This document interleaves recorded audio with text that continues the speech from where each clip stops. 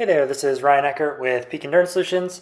The purpose of this video is to give you an overview of the swim-specific threshold boosting plan that you have purchased from the Training Peaks training plan library. For the purpose of this video, I am using an intermediate 8-week swim-specific plan, but just know that this video is applicable to the beginner plans as well as the advanced plans, so regardless of which level plan you purchased, this video is going to provide a general overview of some of the key features of the plan and some of the things that you receive with it.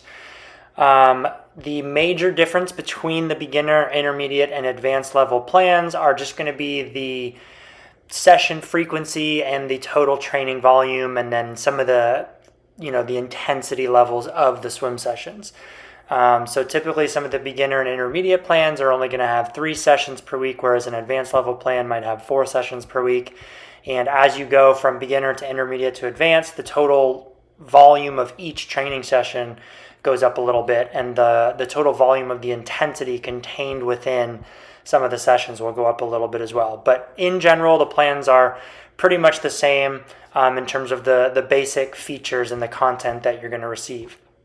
So you'll notice that your training plan starts on day 1 with this introduction note card. This is hopefully where you have started and clicked on the video link here that is taking you to the video that you're watching right now.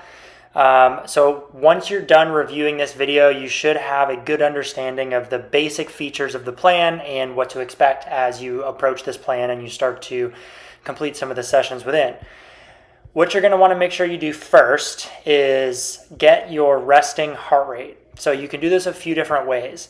You need your resting heart rate in order to determine some training zones and in particular determine some of your heart rate specific training zones if you choose to use heart rate throughout the plans. There's a couple ways you can do this. So you can do it manually if you don't wear any sort of device overnight and you don't have any idea what your typical resting overnight heart rate is. The easiest thing to do if you do wear a device that captures resting heart rate accurately overnight, so if you have like a wrist-based device like a watch, or if you wear like an Oura ring or a Whoop strap or any of those sort of wearable devices that give you overnight average heart rate and heart rate variability, those are the easiest things to use. To pull your resting heart rate, you can just use like your rolling average from the past 7 days or the past month. Whatever you prefer, just something that is a decent average of what your typical overnight resting heart rate is. If you manually determine it, I give some information here on how to do that. Easiest way to do it is just to place your 2 fingers on your carotid artery or your artery at your wrist, and you can just count the number of beats per minute, or you can do 15 seconds and count and then multiply that by 4. So whichever option you choose, though, just make sure that you record what your resting heart rate is, because you'll need that on day 2 when you establish some of your training zones. And then I also attach here as well a swim-specific rating of perceived exertion table. So this is important because I prescribe all of the training sessions, regardless of which type of plan you have, beginner, intermediate, or advanced, on perceived exertion. So this is the specific chart that I like to use. If you have used rating or perceived exertion scales before, they may look slightly different to the one that I use. So I kind of take a 1 through 10 scale approach, whereas there are some 0 through 10 RPE scales. There's the more of a research-based, like 6 to 20 RPE scale. I like the way that this 1 to 10 scale works, and this is what I use with athletes that I coach and in the training plans that I have available on Training Peaks. So you'll notice if you review this chart that a rating of 1 and 2 is pretty much like resting or activities of daily living. So the structured exercise perceived exertion starts at 3 and goes all the way up to 10. So the way I like to think about this is a 1 is you're like laying down, maybe you're sleeping at night, or you're laying down and reading, you're doing almost nothing, you're sitting or laying down and you're just kind of like, doing some really light work or some reading, watching some videos, things like that. A 2 would be more of your typical activities of daily living. So things that you do throughout the day, like brushing your teeth, walking out to the mailbox, walking to and from the car, walking to and from work, those sorts of things. If you go into work and you get lunch during the day and you walk to go get lunch or get coffee, that would be like a 1 or a 2, somewhere around that range. The upper end of a 2 would be maybe some slightly more intense activities of daily living, like going up a flight of stairs, or if you like to garden or do things outside, like yard work, if you're doing that sort of thing. The sort of thing that you can kind of do for a very, very, very long period of time, and it's not necessarily going to fatigue you heavily. But structured exercise intensity on this scale starts at a 3. So you can think of a 3 and 4 on this RPE scale as super, super easy. Like you can do it for the most part indefinitely. Obviously, there's a limit to this. This would be kind of like a warm-up or recovery pace, or like a really, really easy swim pace, like as recovery in between harder efforts, or the sort of pace that you would swim warm-up or recovery, or even cool-down paces. Think of a 5 or a 6 on this scale as a kind of a steady, like sustainable aerobic swim pace, something that's a little bit above a very, very, very easy warm-up or cool-down or recovery pace. And this is like a sort of pace that you can still maintain for a long period of time without getting fatigued very quickly. A 7 or an 8 would be a hard swim pace, what I call kind of hard or tempo or threshold efforts. And then a 9 and a 10 would be a very hard effort or a sprint pace. So, it might be like a 100-yard, very, very hard effort, or a 50-yard sprint. So really short, really hard efforts.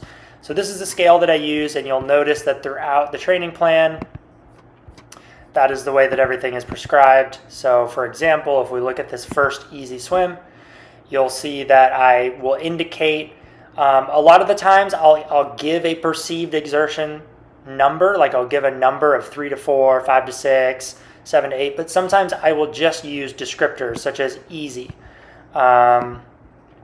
Easy, this one's an easy swim, so everything is easy. If we go to an aerobic swim, for example, you'll see that during the warm-up, there's a bunch of easy swimming, and then steady aerobic swimming, and then easy swimming to cool down. If we go to some like interval swims, you'll see again, warm-up, there might be some easy stuff, and then main set, very hard efforts. So you can refer back to that RPE scale to kind of have an understanding of what these descriptors are referring to in terms of the effort level. So, when you're warming up, you're swimming easy at like an RPE of 3 to 4 on that 1 to 10 scale. When you're doing these very hard efforts or these hard efforts, that would be somewhere around like a 8 or a 9. And if you see sprint, that would be an all-out like 10 out of 10 effort. Now, the reason I didn't include the numbers is because some people are familiar with different types of perceived exertion scales. So if you, for example, use the 6 to 20 scale, that's really common in research studies. Or if you use a 0 to 10 scale and your rating of perceived exertion numbers for exercise start at a 1, like a 1 or a 2 is an easy effort for you. You can use the descriptors that I provide in the training session for that specific effort, and you can just relate it to or correlate it with your type of, or the numbers that you would typically associate with easy or aerobic or steady or hard. So for the most part, in all of these training plans, I use just descriptors. So I don't prescribe a specific swim pace. I don't prescribe a specific heart rate. I don't do anything like that. I just use perceived exertion, and I use this descriptor of easy, aerobic, hard, very hard, that sort of thing. So that's how I prescribe all the training sessions throughout the plan. You'll notice that on the second day of the training plan, there's going to be a critical swim speed test. So this is just one way of measuring your swim-specific threshold. There are other ways of doing this depending on how you define swim threshold. Some people will do a 1,000-yard or 1,000-meter time trial, and then they will use that as their swim-specific threshold. So swimming threshold is a little unique and a little unique or different compared to something like a run or a bike threshold. So typically your threshold is what a sort of pace or effort that you can maintain for roughly 60 minutes, but anywhere between like 45 and 75 minutes at most. So people usually average it out and say that your threshold is usually like your 60-minute or 1 hour all-out pace. So the sort of pace that if you were to go as hard as you could for 60 minutes, that would be the pace that you could maintain before you had to stop. So it's typically a fairly hard effort. Now, with swimming, it can sometimes be it can be defined a little bit differently than a 60-minute or 1 hour all-out pace. For some people, they will define it as like a 1,000-meter pace, or it could be slightly more or slightly less depending on, the swim coach, if they come from more of a swim-specific background or a triathlon-related background. I approach all of these with a kind of a triathlon background mindset, since most of the athletes that purchase these plans tend to be triathletes. So I stick with the typical hour-long threshold. So your swim-specific threshold is kind of what you could do for about an hour. Again, there's some give and take here, but it could be anywhere between 45 and 75 minutes is how I will typically define your threshold. Critical swim speed for this test, you'll notice that this one includes a warm-up. It includes some kind of activation sets. And then the main test itself, if you haven't done this before, consists of a 400-meter or 400-yard time trial as fast as you can. Doesn't matter if it's in meters or yards, as long as you know what length the pool is, and you can use meters or yards to determine your threshold or your critical swim speed. You'll have a recovery, and then you do a 200-meter or 200-yard time trial as fast as you can. And then a cool down. And then basically what you do is you click on this link, you enter in your times for the 400 and the 200, and it will approximate your critical swim speed. And again, you can use that critical swim speed as, your approximated hour-long all-out effort. However, the best way to use it is to think of it in terms of the pace zones that it provides for you, and then rating of perceived exertion. So if you get, let's say, for example, a 2 minute per 100-meter threshold pace or critical swim speed pace, basically you just want to think of anything over or faster than 2 minutes per 100 meters, you're going to start fatiguing fairly quickly. So anything above that would be things like threshold efforts or VO2 efforts. So sprint efforts, interval efforts, things that are, on my 1 to 10 scale, things that would be like an 8, a 9, or a 10 essentially are going to be things or efforts that are faster than your critical swim speed. Anything slower than your critical swim speed are efforts you can maintain much longer. So this becomes relevant depending on which type of race that you might be training for. So if you're a triathlete and you're following this plan to improve your swim specific threshold, and let's say you're racing long distance triathlon, typically most of your long distance triathlon swim legs, like a 70.3 swim leg or a typical Ironman swim leg, are going to be well below your critical swim speed. So you don't want to swim those events at your critical swim speed because you're just going to be unnecessarily fatiguing yourself. Whereas a sprint or an Olympic distance, you might be swimming some of those distances at or slightly below your critical swim speed, depending on, again, your experience level and what your goal is for the race. So that's kind of a better way to think about it, rather than thinking of your critical swim speed as what you could do for an hour all out. But if it helps for you to think of it that way, you can obviously think of it that way as well. So then when you have plugged in those numbers into this website and you have your training zones, it'll give you a critical swim speed, and then it will estimate some training zones. But what I recommend is to use this document that I attach here, which is a swim-specific training zones Excel spreadsheet. So basically once you open this up, you'll see that there's some information to plug in. So up here you want to plug in your age. Let's say you're 30 years old. Let's say you had a resting heart rate of 50. If that's the case, you'll see that your resting heart rate is plugged in here. Your maximum heart rate is estimated here. And then your heart rate reserve is estimated here. So what I use is this maximum heart rate minus resting heart rate to determine your heart rate reserve, and I use percentages of that to calculate your heart rate ranges for different zones. So if you wear a heart rate monitor, or if you like to use heart rate during swimming, you can obviously use these ranges. Heart rate isn't necessarily the most optimal tool to use during swimming. I typically like to have people go off of paces and efforts, but again, if you do like to capture heart rate and like to see where your heart rate was throughout swim sessions, these are some zones that you can use to approximate what sort of effort level you're swimming at based on different heart rate ranges. So for your critical swim speed based training zones, what you can do is you can get your critical swim speed. Again, if it's 2 minutes per, you can add in here if it's meters or yards. And then what you do basically is do the math right here to calculate what your swim training zones are going to be. So if it was 2 minutes per 100 meters, again, just to use a really nice clean round number, you would add 15 seconds, or you would go 15 seconds or more on top of 2 minutes to have your easy pace. So this would be, for example, 2 minutes and 15 seconds and beyond. So basically it's just anything that is greater than, or I think how I usually do this is greater than 2:15. And then when you're doing zone 2, nice and aerobic, this would be 2 minutes plus 6 seconds to 10 seconds. So this would be a 2:06 to 2:10. Obviously you can see now there's a gap, so like there's a gap between the end of zone 2 and zone 1, so if you want, you can just put to 2:14, and then that gives you your whole aerobic swim pace range. Zone 3 plus 1 to 5, so this would be 2:01 to 2:05. Zone 4, now you're starting to subtract, so you're removing 1 to 4 seconds.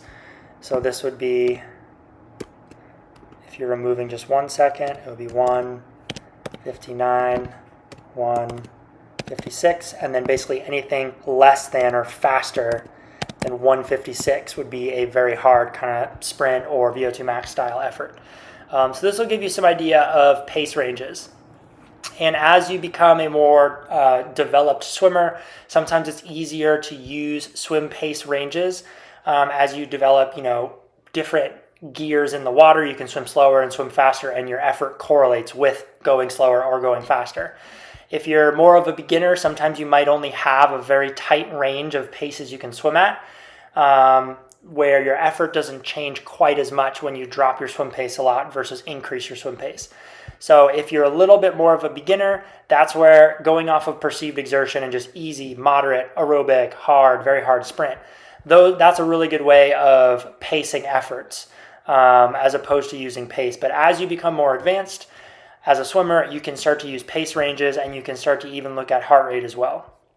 So once you have these zones set up, then what you're going to want to do is save this, and then you can update this at the end of the plan if you have improved your critical swim speed at all. I'm going to not save it for the purpose of the video.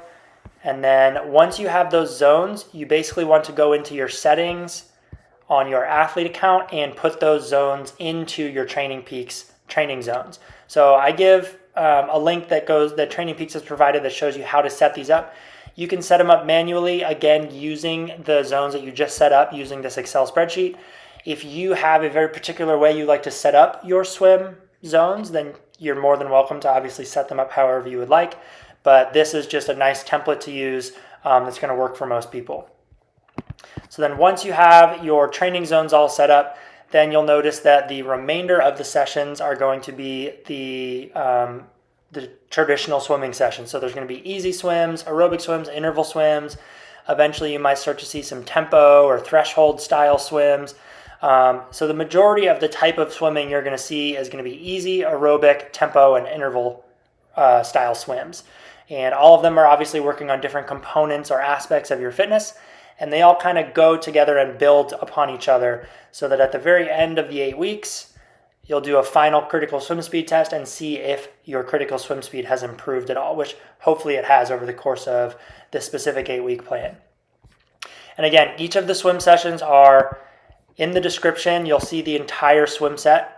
And then all of the efforts are based on a perceived exertion scale where I use a specific descriptor of easy, aerobic. Sometimes I'll use moderate, sometimes I'll use hard, very hard, but it all should relate back to that perceived exertion scale that is included on that introduction card on day 1 of week 1. And then if there's any drills that you're going to be asked to perform during the swim session, I will link in video descriptions of that specific drill in case you're not familiar with it. But I don't usually link in a wide variety of drills into these the threshold specific swim plans. I'll usually just include some very kind of basic generic swim drills that are focusing on some foundational components of swimming. So it shouldn't be anything too complicated or specifically addressing any sort of swim technique needs that you have. And then, like I said, you'll follow these swimming sessions throughout the 8 weeks, finish with a critical swim speed test, and then you can see if your threshold is improved over the course of this plan. And that's essentially everything that is included with these plans. Obviously, if you follow this plan, you can reuse it again in the future if you need another specific 8-week block where you're focused on developing threshold specific fitness. But hopefully over the course of the 8 weeks, the first go around, you do see a nice improvement to your swim specific threshold. If you have any questions on the plan or any of the sessions included within the plan, you can always feel free to reach out to me. My email is peakenduranceSolutions@outlook.com. You can also go to my website, which is www.peakenduranceSolutions.com, and there are ways of getting in touch with me there. I hope you enjoy this swim-specific threshold boosting training plan, and best of luck.